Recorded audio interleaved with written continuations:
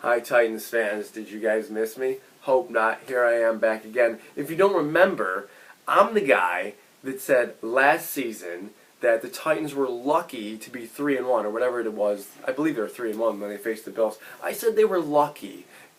And you guys came at me with all these comments. You were pissed that I said that team was lucky to be 3-1. You were trying to explain everything to me, and I don't think you really understand what luck is in football, and I'm not going to go off on some tangent about that. You just don't understand. But the Bills won, just as I predicted, on a last-second field goal, just as I predicted, and the rest is history. So I replied to every single one of you. And I heard back from some of you, which was nice. Some of you ate the crow, which was nice. But the rest of you, I mean, I hate to say I told you so, but I told you so. In your defense, you might have heard me say something like, I don't think this is a team angling towards 9 or 10 wins. I can't remember if I said 9 or 10 or 10 or 11. To be totally honest with you, I should have looked that up beforehand. And they didn't end up with 9. But they missed the playoffs because they were largely lucky to win a lot of those games. Or, fortunate things happened. And we'll talk about the Titans game, don't worry. But I got to talk about the Patriots game last week first. Because some of you might be saying, hey, Greg, you big jerk, the Bills are lucky to be 3-1. And you know what? I might listen to the argument. I might. You might be able to convince me of that because they have 10 turnovers. And Allen has 6 interceptions. It didn't necessarily have to go their way against the Bengals. Didn't necessarily have to go their way against the Jets. You might be right, but let's reflect. I'm going to reflect on last week because the Bills lost to the Patriots 16-10, a game that you might say the Patriots were lucky to get out of. Because, I mean, they were up 13-0 in less than 9 minutes. Like a half of a quarter, they're up 13-0, and they ended up only scoring 16 points on the day. The Bills, pretty much dominated most aspects of the game, except turnovers, which, is a huge thing. The Bills had 375 yards of offense, 224 in New England. They had the ball for almost 33 minutes. The Patriots about 27. 280 passing yards to 150, 135 rushing yards to 74. The Bills were better. The Bills were largely better for much of the day, but that New England defense, as I talked about last week, as it's been lauded, and it deserves the credit that it gets, put a lot of pressure on Allen, a lot of pressure on Barkley when they got into the game, forced some really bad decisions, and ultimately they won with only 11 first downs. Brady, I thought, had quarterback rating-wise, the worst game he's had in 13 years. I've never seen him look that bad, personally, especially in Buffalo. He was just rattled the entire time. I loved the way the Bills used Micah Hyde and Tremaine Edmonds, kind of as patrollers in the middle of the field to cut off those slant routes that I talk about that the Patriots have been running forever. And a couple of times James White got loose. I think he really only had 2 decent catches. One was just a great play, even a great throw from Brady. I'll give him credit for that, where he just dropped it in the bucket to White. Milano's even got his arm in there on the wheel route, and he still catches it. Led to the first New England touchdown, the Bolden end around. And for the most part, White was catching the ball and getting tackled right away. That first tackle on James White is so huge because that's just how they use him. He's just a little safety valve. They're not even really a safety valve. They use him. They design plays to him, and once he makes the first guy miss, he's got 8 or 10 yards. So I thought Milano did a tremendous job on him. Like I said, I thought Edmonds and Hyde did great job taking away the slants to Edelman. And Gordon had a bad game. Edelman maybe still a little bit hurt, but did not have a really great game. Dorsett was terrible. Brady was off, just overthrowing, underthrowing. Don't really totally understand what intentional grounding is. Don't know if I ever will, because the guy just constantly intentionally grounded it. And, he was in the pocket a lot of the time, and he only got called once. And I know that, okay, maybe there was somebody near there, but there was the one play I think where Milano just timed the snap count beautifully, and Brady ran and turned around, and Milano's right there, and he just was oh no. And I don't remember if there was somebody in the area, but he's clearly in the pocket.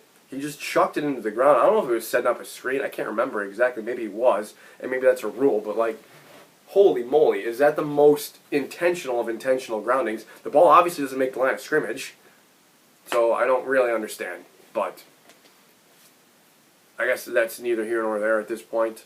The Bills probably should have won the game on Sunday. I mean, flat out. Statistically speaking, I've gone over it, how they've done it. Allen has to be smarter with the football. Allen has to be smarter on taking sacks on third downs. I believe he was sacked 4 times and Barkley once. He just took untimely sacks, like the one before the half where they forced, they forced that 3 and out from New England, got the ball back, got into field goal range, and then third down, he's trying to make something happen. And I appreciate that, but he took the sack, back him up, Hauschka misses the field goal, which, he should make it, but he doesn't. So, Allen cost him, a handful of yards that could have made the field goal a little bit easier for Hauschka. So, and he did that on multiple occasions. You could tell kind of right from the beginning that he wasn't, even from the first drive, like he's missing throws wide, and I'm like, is he nervous? Is this like is he in his own head? Does he want to beat Brady? Is that how he's feeling right now? He's like, I got to beat Brady, and he's just getting away from certain things, and he's like missing Beasley wide on like New England type style of plays. Like Beasley just kind of runs this kind of like flat route to the corner, and they have the corners backing up, and there he is, and he misses him, and it's like an easy 8 yards, and that's how New England beats you to death typically. And the Bills had opportunities to do that and missed them. A couple of big drops. John Brown had one that I can think, and they were pretty much mostly on a lot of the same drives. Brown had one, Beasley had one, Zay had one, maybe a couple. Zay's getting a lot of heat this week. I did think Allen missed him once near the end of the half. Zay, to his credit, had his guy beat, and Allen overthrew him by a little bit. I think he's done that a couple of times. But I was encouraged by the way Allen came out in the second half. I think it was, they walked down the field. They walked New England down the field to make the game 13-10 for their first defensive touchdown allowed all season. And Allen is like 8 of 11 for 93 yards in the second half before Jonathan Jones comes over and tries to kill him. And a lot of times I will side with what was the guy supposed to do? Like, what was that defender supposed to do? But, like, Allen is kind of wrapped up from behind. There's a chance, I guess, he could break that tackle. There's no need for him to hit him like he did, for Jonathan Jones to hit him like he did. And I get it. I get in the moment you're trying to lay the big hit. I understand all of that. But what dudes get flagged for all the time, literally all the time, is especially what he did after. And he did get flagged. Okay, he did get flagged, but mostly for the hit. And he got up and, like, did these things. And, like, guys get flagged for that taunt all the time. And the worst part of all of it is that it was offset by a stupid holding penalty, which maybe was deserved. I feel like I looked at it on the replay and it was maybe deserved. But that's not the point. The point is, what a stupid rule. Like, imagine you're a defensive end. You are rushing around. A lot of times you can see the referee because the referee's standing usually right behind the quarterback. So you're a defensive end. You feel yourself getting held. You see that ref reach for it. You're like, oh, I know that's me. These are thoughts that you can have quickly. I know that things are happening fast, but like you could see that. Like, oh, you feel the hook, you hit it. Quarterback staying in the pocket. You have a free shot at this guy. It's not going to cost you a thing.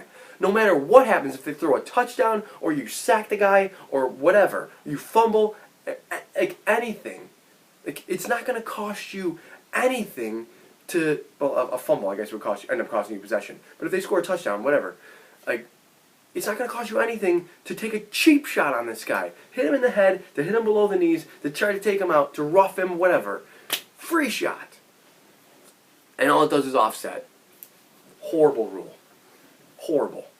Anyway, I've probably gone on too long about the Patriots, but the Bills are now 3-1, and the good news is there's only 3 teams above 500 in the AFC, and the Bills are one of them. It's the Patriots, the Chiefs, and the Bills. The Bills are, the Chiefs and Patriots are undefeated. Every other team is 2-2 or worse. So there's that. So this Tennessee game becomes, relatively big in the landscape of like long term.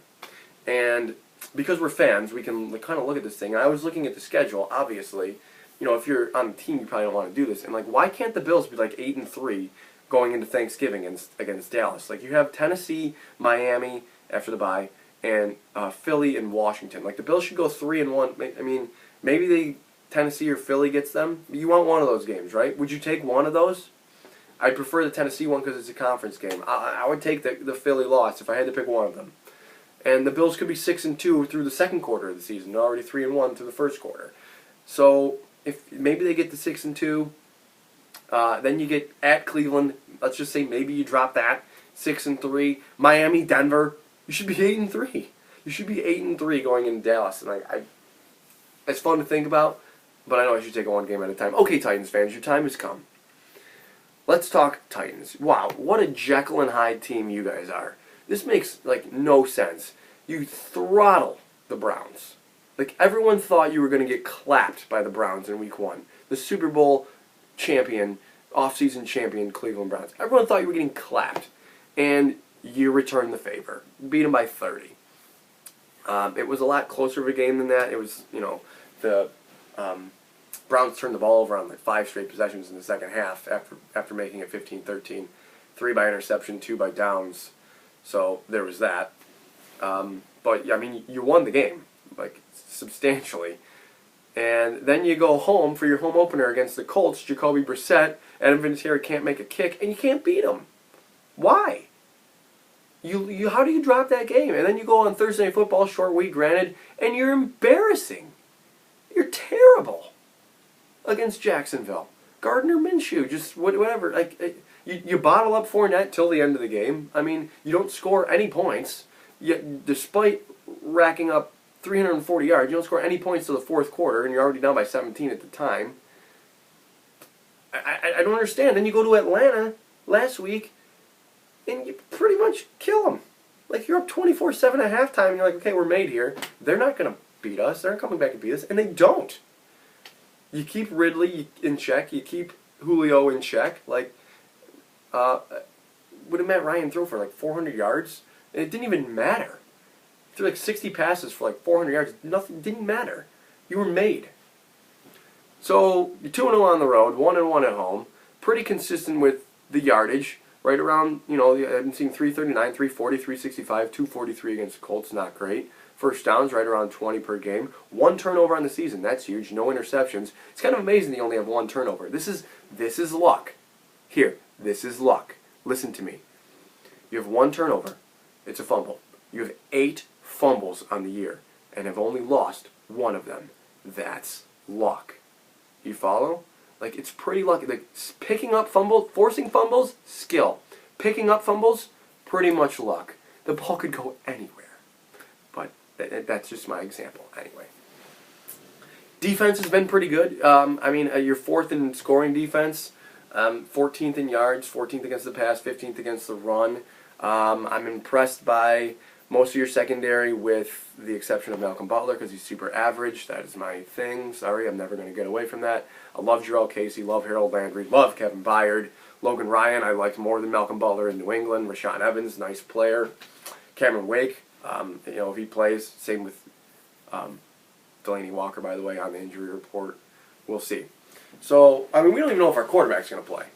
I think Josh Allen's going to play. He looks like he's in stage 4 of concussion protocol. He ran off the field on Sunday, like pumping the crowd up with his arms up. So my guess would be that he's going to play. And I'm not entirely sure how much drop-off there would be if Barkley played, to be totally honest with you. But, because Barkley's put together a couple nice games in the league, and he's done really dumb things at times, like throw terrible interceptions, which Josh has already done. But if Josh is healthy, like, he needs to play. If he's healthy enough to dress, if he clears concussion protocol, he has to play because that's your guy. So I think it's going to be close. Like, these teams don't score a lot of points. They don't allow a lot of points. It's looking like maybe it might be a type of game like last week or last year between these two teams when it was 13-12. Give me something similar. I'm going to take the Bills 17-16. Sure. Guys, let me know how you're feeling. Hit me up on Twitter. My Twitter handle and YouTube username are the same. I will be in Nashville this weekend. Leaving Friday, coming home Monday, going to the Sabres game in Columbus on Monday. Let's go. Enjoy your weekend. I know I will. And above all else, as always, go Bills.